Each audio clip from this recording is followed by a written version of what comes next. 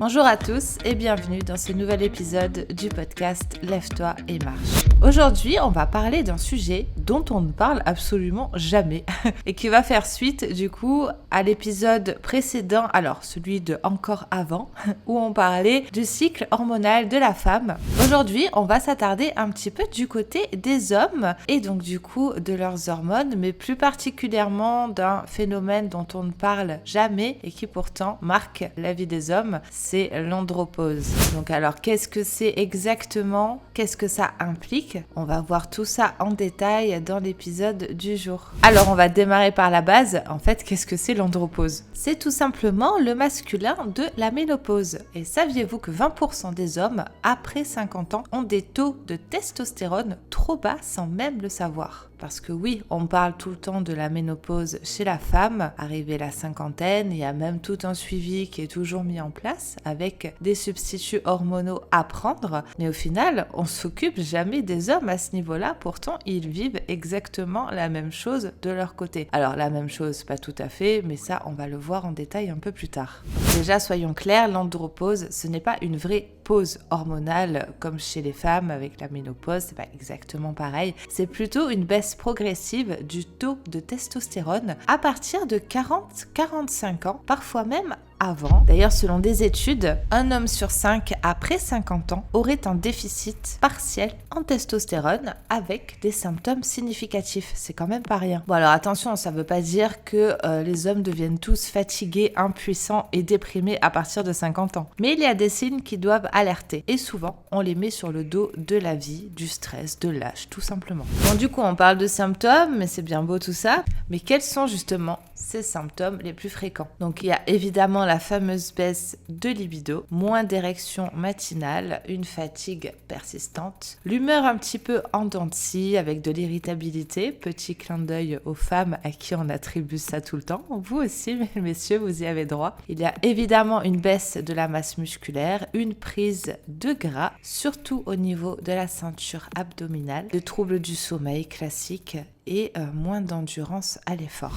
Après, évidemment, c'est pas parce qu'on a un coup de mou qu'on commence à être en andropause. Il faut un ensemble de signes et de symptômes. Et bien sûr, il y a toujours la possibilité de faire un dosage hormonal par une prise de sang pour confirmer ou infirmer cette baisse. Donc du coup, pourquoi tout ça, ça arrive au final? Il y a déjà les causes naturelles. La testostérone baisse en moyenne de 1% par an à partir de 30 ans. Donc ça commence quand même assez tôt. Mais évidemment, certains facteurs vont accélérer cette chute, notamment le surpoids, la sédentarité, le stress chronique, le mauvais sommeil, évidemment une alimentation qui n'est pas équilibrée et qui n'apporte pas suffisamment de protéines et de nutriments. Encore une fois, quand on vous bassine avec le fait de faire une activité sportive et d'avoir une alimentation équilibrée riche en protéines, c'est que ça influe vraiment sur tous les systèmes du corps humain. Après, le problème, c'est que quand on enclenche cette baisse de moins de testostérone, on a ensuite moins d'énergie pour bouger, pour faire du sport, on n'en parle même pas. Moins d'énergie, c'est-à-dire qu'on va plus manger, donc plus de stockage de graisse, et plus de stockage de graisse égale encore moins de testostérone. Et après, c'est le serpent qui se mord la queue, et c'est pour ça que la plupart des hommes terminent avec une belle bouée de sauvetage en guise de ventre, en étant complètement inactifs et sédentaires. Du coup, quelles sont les solutions? Est-ce qu'il y a déjà des solutions naturelles pour limiter cette baisse de testostérone et les effets de l'andropause? Alors évidemment, la pratique du sport régulier, comme je vous l'ai dit, le renforcement musculaire booste naturellement la testostérone. Bien sûr, quand on parle de renforcement musculaire, c'est à adapter à votre âge et à votre contexte. C'est-à-dire que selon l'âge, justement, même une marche rapide quotidienne sera amplement suffisante. Ensuite, perdre la masse grasse, notamment le gras au niveau abdominal. En fait, il faut savoir que le tissu adipeux convertit la testostérone en œstrogènes, qui sont des hormones féminines. Donc plus de graisse égale moins de testostérone disponible. Évidemment, bien dormir, ça c'est vraiment la base pour un corps en bonne santé.